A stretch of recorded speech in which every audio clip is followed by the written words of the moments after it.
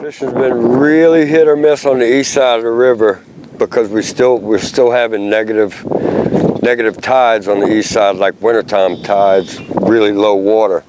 But when we do have a little bit of water, the inside bays are really paying off on a lot of good school speckled trout. Redfish are tough when the water's that low because they're out in the middle of the bays, you know. We got to wait till way in the afternoon to catch a good box of redfish. But we're over here on the west side now, and the redfish is really paying off. We're just throwing up against some Roseau Cane Islands and catching a good mixed box of redfish and trout and black drum and sheephead. So, you know, on this west side, you know, anglers looking from home, they really need to pay attention to conditions several days in advance of that trip, don't they? Yes, because of the fact that, you know, if it blows on a Wednesday and it doesn't really calm down and starts calming down Thursday, it won't be clean until Sunday or Monday.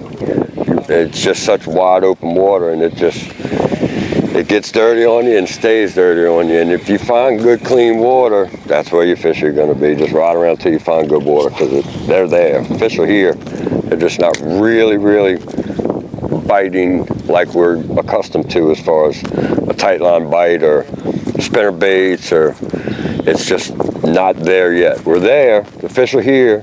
They're just not chomping down like they're ready to fill up their stomachs. Okay, all right. And what about bait this year? You seeing a ton of bait around? Lots of pogies. I'm seeing a lot of shrimp on the east side of the river. I'm seeing a lot of mullets, east and west. But a lot of pogies have moved in. A lot of small pogies was perfect for bait. And seeing some shrimp on the east side. About 3 weeks ago, we were seeing a few flocks of birds.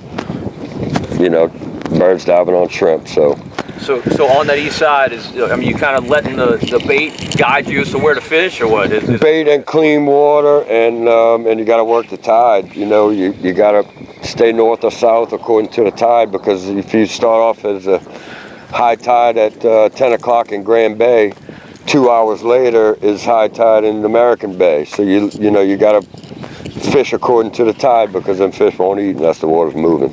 Okay, and do you fish differently on a rise than you do on a fall? Not typically. If I'm red fishing, yeah. You know, I'm fishing drains that water's coming out of away from the river, or I'm fishing drains that the water's coming into on the opposite sides of those canals or bays or ponds. Okay. Redfish, yeah, I'll fish it differently, but for trout, maybe the opposite side of the reef or stuff like that, but they're all out on oyster reefs right now. Okay, all right. You said, as a general rule, the trout on this side have been bigger than the trout on the east side, right? A lot more numbers on the east side, but the west side, like typically, you have a lot better quality of fish because you're so close to the deep water in the Gulf.